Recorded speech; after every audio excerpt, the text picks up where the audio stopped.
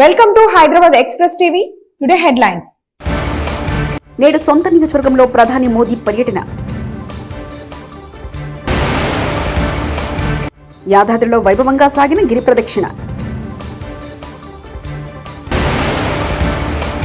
Ration సరుకుల పంపిణీలో మోసం చేసిన వారిపై కఠిన చర్యలు తీసుకుంటాం నాదెండ్ల మనోహర్.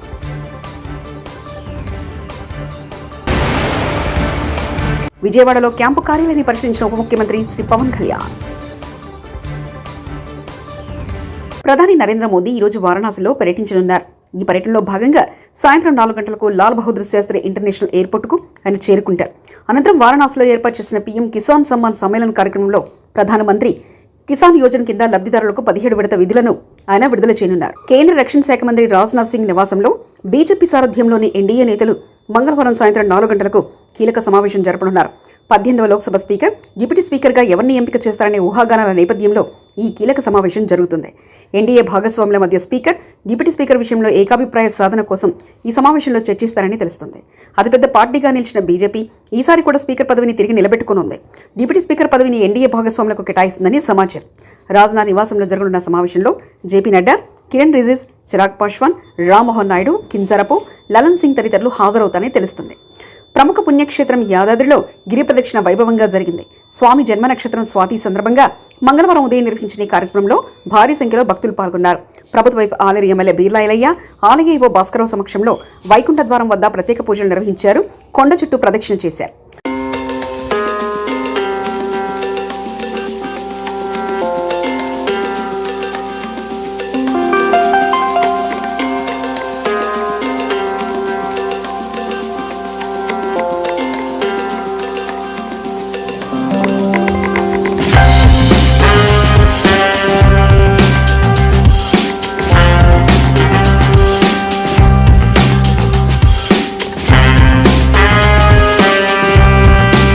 స్వాతి నక్షత్రం సందర్భంగా ఈరోజు యాదగిరిగుట్టలో ఆలయ ఏవో గారు, సిబ్బంది గారు ఒక్క పిలుపు మేరకు రాష్ట్ర నలుమూల నుంచి స్వామివారి స్వాతి నక్షత్రం సందర్భంగా గిరి ప్రదక్షిణ చేయడానికి సుమారు 9 నుంచి 10,000 మంది రావడం చాలా గొప్ప విశేషం.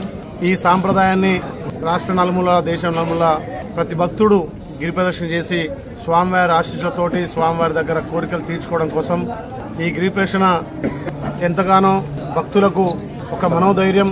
స్వామివారి సన్నిధిలో గిరిప్రదక్షిణ చేయడం జన్మధన్యంగా మబ్బుల 5 గంటల నుంచి సుమారు ఒక 45 నిమిషాల్లో మెట్ల ద్వారా స్వామివారి దర్శనం చేసుకోవడం. గతంలో ఇక్కడ ఉన్నటువంటి సాంప్రదాయాలు ఈ 9 ఏళ్లుగా లేకపోవడం, ఇక్కడ వచ్చినటువంటి యువ గారు చొరవతోటి ఆలయ సిబ్బంది కూడా, అర్చకులు కూడా మళ్లీ గతంలో ఉన్నటువంటి పూర్వవైభవం తేవడానికి వాళ్ళ ప్రయత్నం సఫలించింది.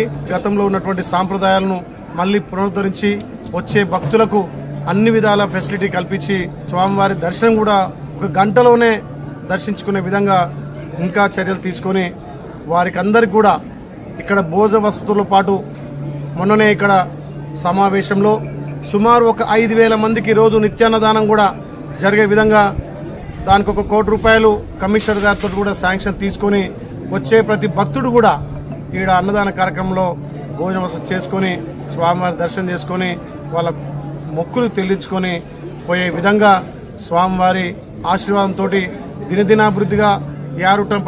పౌర సరఫరాల శాఖ ద్వారా పేదలకు సరఫరా చేసే సరుకుల పంపిణీలో మోసం చేసిన వారిపై కేసులు నమోదు చేసి కఠిన చర్యలు తీసుకుంటామని పౌర సరఫరాల శాఖ మంత్రి నాదెండ్ల మనోహర్ స్పష్టం చేశారు. సరుకుల తూకాల్లో అక్రమాలకు పాల్పడిన వారితో సహా వారి వెనుక ఉన్న వారిని వదిలిపెట్టేది లేదని స్పష్టం చేశారు. కేసులు నమోదు చేసి కఠిన చర్యలు తీసుకుంటామని హెచ్చరించారు. 2 రోజుల క్రితం తెనాలిలో మండల స్థాయి స్టాక్ పాయింట్లో తాను తనిఖీ చేసినప్పుడు కందిపప్పు, పంచదార, పామాయిల్ తూకాల్లో 50 నుంచి 80 గ్రాములు తక్కువగా ఉన్నాయని గుర్తించినట్లు తెలిపారు. ధాన్యం అమ్ముకునే రైతులకు అన్యాయం జరగదని, పారదర్శకంగా వ్యవహరిస్తామని ఈ సందర్భంగా భరోసా ఇచ్చారు. 80 గ్రాములు తూకంలో తేడా స్పష్టంగా కనపడింది. సో రాష్ట్ర వ్యాప్తంగా సుమారు 253 మండల్ లెవెల్ స్టాక్ పాయింట్లని తనిఖీ చేసి సమగ్రమైన రిపోర్టు ప్రజెంట్ చేయమని ఆ రోజు నేను అధికార యంత్రాంగాన్ని కోరాను. దానికి అనుగుణంగా ఇప్పటి వరకు 62 MLS పాయింట్స్ పరిశీలించారు. స్టాక్ పాయింట్స్లోకి వెళ్ళి శాంపిల్స్ తీసుకుని చెక్ చేశారు. అందులో సుమారు 24 కేసెస్ డిటెక్ట్ అయినాయి. సో ఈ 24 కేసెస్ కూడా కేసు బుక్ చేస్తున్నారు. చాలా సీరియస్గా చట్ట ప్రకారంగా ఎవరైతే సప్లై చైన్లో ఇన్వాల్వ్ అయ్యారో వాళ్ళందరిపైన కూడా చాలా బలమైన చట్టాన్ని తీసుకొచ్చి దానికి అనుగుణంగా కేసెస్ రెడీ చేయమని చెప్పాను. ఎల్లుండి కల్లా ఈ 253 స్టాక్ పాయింట్లో కూడా పూర్తి స్థాయిలో లీగల్ మెట్రాలజీ డిపార్ట్మెంట్, అదేవిధంగా స్థానికంగా ఉన్న జాయింట్ కలెక్టర్లు, తహసీల్దారు వాళ్ళు కూడా వెరిఫికేషన్ చేసి ఒక సమగ్రమైన విచారణ అందించిన తర్వాత తప్పకుండా వీళ్ళపైన చర్యలు తీసుకునే విధంగా స్పందిస్తాం. ఇది పెద్దగా ఇదేమీ రాకెట్ సైన్స్ కాదు. మేము కోరుకునేది ఏంటంటే వినియోగదారుడికి ఒక భరోసా కల్పించాలి, నిజాయితీగా వ్యవహరించాలి. 500 గ్రాముల ప్యాకెట్ పాపం పేదవాడు కొనుక్కుని ఇంటికి తీసుకెళ్తున్నప్పుడు అందులో కొంతమందికి బెనిఫిట్ అయ్యే విధంగా 40 నుంచి 50 గ్రాములు తగ్గించుకుని వీళ్ళు రాష్ట్ర వ్యాప్తంగా. Andhra Pradesh deputy CM Pawan Kalyan camp కార్యాలయం ఖరారు కావాల్సి ఉంది. హైదరాబాద్ నుంచి విజయవాడ జనసేనాని నేరుగా జలవనరుల శాఖ క్యాంపు కార్యాలయాన్ని పరిశీలించారు. తన కోసం ఏర్పాటు చేసిన క్యాంపు కార్యాలయాన్ని పవన్ కళ్యాణ్ నిశితంగా పరిశీలించారు. ఆ కార్యాలయాన్ని జనసేన ముఖ్య నేత నాదెండ్ల మనోహర్ పరిశీలించారు. కార్యాలయాన్ని పరిశీలించి పవన్ కళ్యాణ్కు బాగుంటుందని అభిప్రాయపడ్డారు. ఆఫీసును పవన్ కళ్యాణ్ ఈ రోజు పరిశీలించారు. పవన్ ఓకే అంటే అది ఆయన క్యాంపు కార్యాలయంగా మారుతుంది. పవన్ కళ్యాణ్ డిప్యూటీ సీఎంగా రేపు బాధ్యతలు స్వీకరిస్తారు. పంచాయతీరాజ్, గ్రామీణాభివృద్ధి శాఖలను పర్యవేక్షిస్తారు.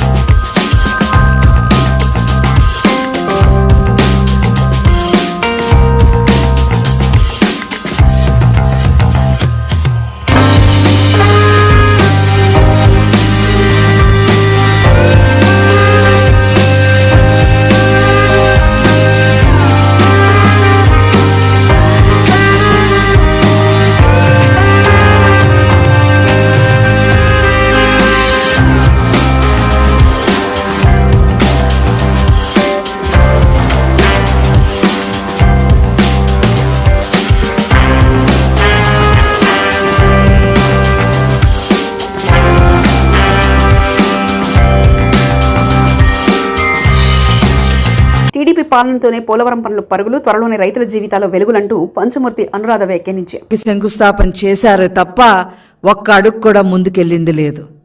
20 ఏళ్ల నాడు మరి వైఎస్ రాజశేఖర్ రెడ్డి గారు శంకుస్థాపన చేశారే తప్ప ఒక్క అడుగు కూడా ముందుకెళ్ళిన పరిస్థితి లేదు. ఏదో పోలవరం ప్రాజెక్టుకి నేను ముందుకు తీసుకెళ్లాను అని చెప్పడానికి ముందు కాలువలు తవ్వేసి మట్టిని మింగేసి మొబిలైజేషన్ అడ్వాన్సులు పేరుతో కమిషన్లు నొక్కేసిన హీన చరిత్ర వైఎస్ రాజశేఖర్ రెడ్డిది. అలా ఆ పోలవరాన్ని కమిషన్లతో తినిపారేసి జలయజ్ఞాన్ని కాస్త ధనయజ్ఞంగా మార్చేసి 1000 కోట్లు మింగేశారు రాజశేఖర్ రెడ్డి కుటుంబం. తర్వాత నారా చంద్రబాబు నాయుడు గారు ముఖ్యమంత్రి అయిన తర్వాత 2014లో ఈ పోలవరం ప్రాజెక్టుని ఆ యొక్క కళని సాకారం చెయ్యాలి, నిజం చెయ్యాలి అనే ఉద్దేశంతో పోలవరాన్ని పరుగులు పెట్టించిన ఘనత నారా చంద్రబాబు నాయుడు గారిది. 72% పోలవరం ప్రాజెక్ట్ని పూర్తి చేయటం జరిగింది. ఒక్క రోజులో 35,000 క్యూబిక్ మీటర్ల కాంక్రీట్ని నారా చంద్రబాబు నాయుడు గారు వేయించడం జరిగింది. ఒక గంటకి 13,080 క్యూబిక్ మీటర్ల కాంక్రీట్ని ఆ రోజు పోలవరం ప్రాజెక్టులో చేయించడం వల్ల గిన్నీస్. మంగళగిరి ప్రజల కోసం మంత్రి నారా లోకేష్ ఉండవల్లి నివాసంలో నిర్వహించిన ప్రజా దర్బార్కు నియోజకవర్గం నుంచి పెద్ద ఎత్తున తరలివచ్చారు. తమ సమస్యలపై వినతి పత్రం అందించారు. ప్రత్యేక యంత్రాంగం ఏర్పాటు చేసి వీలైనంత త్వరగా అందరి సమస్యలు పరిష్కరిస్తానని మంత్రి భరోసా ఇచ్చారు.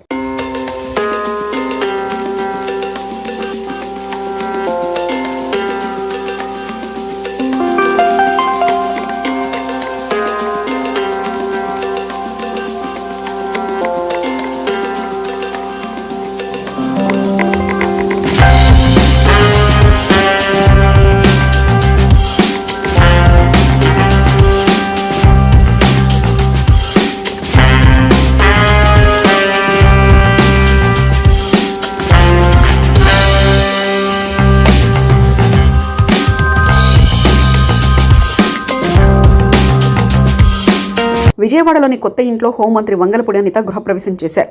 కొత్త ఆటోనగర్లోని పారిశ్రామికవేత్త పుట్టగుంట సతీష్కు చెందిన 4 అంతస్తుల భవనాన్ని ఇకపై హోంమంత్రి తమ నివాసంగా నిర్ణయించుకున్నారు. ఆమె కుమార్తెతో కలిసి పూజా కార్యక్రమాలు నిర్వహించి గృహప్రవేశం చేశారు. ఇకపై హోంమంత్రి క్యాంపు ఆఫీస్గాను ఇదే భవనాన్ని మంత్రి వంగలపూడి అనిత వినియోగించనున్నారు. 2019 సంవత్సరానికి ముందు ప్రవేశపెట్టిన పథకాలు ఇప్పటికీ కొనసాగుతున్నట్లయితే వాటికి పాత పేర్లను పెట్టాలని రాష్ట్ర ప్రభుత్వం అన్ని శాఖలను ఆదేశించింది. 2019, 2024 మధ్య ప్రవేశపెట్టిన కొత్త పథకాలను పేర్లను తొలగించాలంది. తదుపరి ఆదేశాలు వచ్చే వరకు పేర్లు లేకుండానే పథకాలు కొనసాగించాలన్నది. పార్టీల రంగులు, జెండాలలో ఉన్న పాస్ పుస్తకాలు, లబ్ధిదారుల కార్డులు, సర్టిఫికెట్ల జారీని వెంటనే నిలిపివేయాలని సూచించింది. రీసర్వే పూర్తయిన గ్రామాల్లో పంపిణీ కోసం గత సర్కారు ముద్రించిన పట్టాదారు పాసు పుస్తకాలను నిలిపివేయాలని ఎన్డీఏ ప్రభుత్వం నిర్ణయించింది. సుమారు 20 లక్షల మంది రైతులకు పుస్తకాలు అందాల్సి ఉండగా ఎన్నికల వల్ల వేలాది మందికి అవి రాలేదు. మాజీ సీఎం జగన్ ఫోటో ఉన్న నేపథ్యంలో ఈ నిర్ణయం తీసుకున్నట్లు ప్రభుత్వ వర్గాలు చెబుతున్నాయి. మరోవైపు రీసర్వే కొనసాగింపుపై సందిగ్ధత నెలకొంది. నరసాపురం ఎంపీ భూపతిరాజు శ్రీనివాసవర్మ కేంద్ర సహాయ మంత్రిగా బాధ్యతలు స్వీకరించారు. భారీ పరిశ్రమలు, ఉక్కు శాఖ సహాయ మంత్రిగా ఆయన మంగళవారం బాధ్యతలు చేపట్టారు. కేంద్ర మంత్రి కిషన్ రెడ్డి, సోము వీరాజ్తో సహా పలువురు భాజపా నేతలు, ఎమ్మెల్యేలు కార్యక్రమంలో పాల్గొని శ్రీనివాసవర్మకు శుభాకాంక్షలు తెలిపారు. ముఖ్యమంత్రి చంద్రబాబుతో సమన్వయం చేసుకుంటూ ఆంధ్రప్రదేశ్కు పరిశ్రమలు తీసుకురావడంలో కీలక పాత్ర పోషిస్తానని శ్రీనివాసవర్మ అన్నారు. వైజాగ్ స్టీల్ ప్లాంట్ ప్రైవేటీకరణ విషయంలోనూ ప్రజల సెంటిమెంట్ను కాపాడుతూ ముందుకెళ్తామన్నారు. కేంద్ర భారీ పరిశ్రమలు మరియు ఉక్కు శాఖల సహాయ మంత్రిగా ఈరోజు నేను బాధ్యతలు స్వీకరించడం జరిగింది. ఉద్యోగ భవన్లో నా కార్యాలయంలో ఏదైతే ప్రధానమంత్రి గారు నా మీద నమ్మకంతో, విశ్వాసంతో ఉంచినటువంటి బాధ్యతని పూర్తిగా చిత్తశుద్ధితో నిర్వహించి ముందుకు వెళ్తాననేటువంటి విషయాన్ని ఈ సందర్భంగా చెప్తున్నాను. ఒక సామాన్య కార్యకర్తగా బీజేపీలో పనిచేయడం ప్రారంభించిన నేను 35 సంవత్సరాల క్రితం ఈరోజు కేంద్ర మంత్రి స్థాయికి తీసుకొచ్చినటువంటి పార్టీలో ఉన్నటువంటి నాయకులందరికీ కూడా పేరు పేరున హృదయపూర్వక ధన్యవాదాలు తెలియజేస్తున్నా. రాబోయేటువంటి రోజుల్లో అతి తక్కువ సమయంలో ఈ శాఖల మీద పూర్తి అవగాహన పెంచుకుని ఈ 2 శాఖలకు కూడా మంచి పేరు వచ్చే విధంగా, అదేవిధంగా ప్రభుత్వ పాలసీ ఏదైతే ఉందో ఆ ప్రభుత్వ పాలసీలకు అనుగుణంగా కొత్తగా పరిశ్రమలు స్థాపించడానికి ముందుకు వచ్చేటువంటి వ్యక్తులను కానీ సంస్థలను కానీ పెద్ద ఎత్తున ప్రోత్సహించడం జరుగుతుందని ఈ సందర్భంగా చెప్తూ ఉన్నా. అదేవిధంగా ఆంధ్రప్రదేశ్కి సంబంధించినటువంటి పరిశ్రమల విషయంలో అక్కడ ఉన్నటువంటి ముఖ్యమంత్రి గారు చంద్రబాబు నాయుడు గారితో కూడా సమావేశమై గత 5 సంవత్సరాలుగా ఆంధ్రప్రదేశ్లో ఏ ఒక్క కొత్త పరిశ్రమ రాకపోగా ఆంధ్రప్రదేశ్ నుండి ఉన్న పరిశ్రమలు కూడా బయట రాష్ట్రాలకి తరలి వెళ్ళిపోయినటువంటి సందర్భం మనందరికీ కూడా తెలుసు. అటువంటి సంస్థలను పిలిపించి మాట్లాడడం ద్వారా తిరిగి ఆంధ్రప్రదేశ్లో పరిశ్రమలు నెలకొల్పే విధంగా ఎన్నికల ప్రక్రియపై వైకాపా అధ్యక్షుడు వైఎస్ జగన్ ఎక్స్ ట్విట్టర్లో చేసిన పోస్టుపై విజయవాడ ఎంపీ కేశినేని శివనాథ్ చిన్ని గట్టి కౌంటర్ ఇచ్చారు. ఈవీఎంలో గతంలో తానేం మాట్లాడారో జగన్ ఒకసారి వినాలన్నారు. ఇప్పటికైనా కళ్లు తెరిచి వాస్తవాల్లో బతికితే జగన్కు ఆ 11 మందైనా మిగులుతారని హెచ్చరించారు. ప్రజాధనం దోచుకున్న వాళ్ళను ఎవరి తమ ప్రభుత్వం వదిలిపెట్టదన్నారు. ఆలోచనలు ఉండాలి. ఎబ్బా ఎంత గొప్పగా చెప్పారు జగన్మోహన్ రెడ్డి గారు. ఇన్ని రోజులు ప్రజలకు న్యాయం గురించి కానీ, ప్రజలకు న్యాయం చేయాలని కానీ ఏ రోజు మీకు ఒక్క కోసాన కూడా లేని వ్యక్తివి నువ్వు ఇవాళ ఈవీఎంల గురించి మాట్లాడుతున్నావు.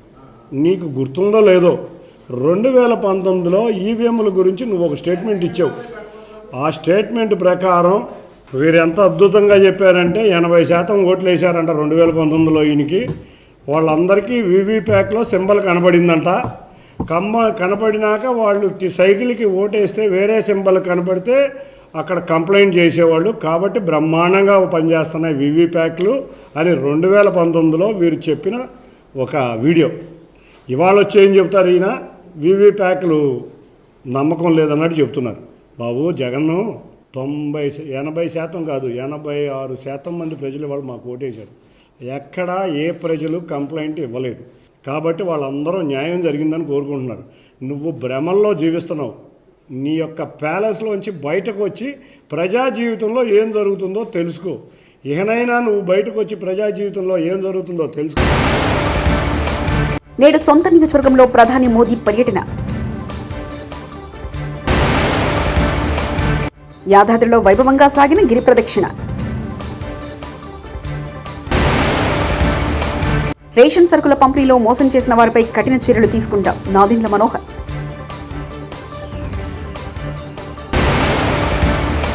విజయవాడలో క్యాంపు కార్యాలయాన్ని పరిశీలించిన ఉప ముఖ్యమంత్రి శ్రీ పవన్ కళ్యాణ్.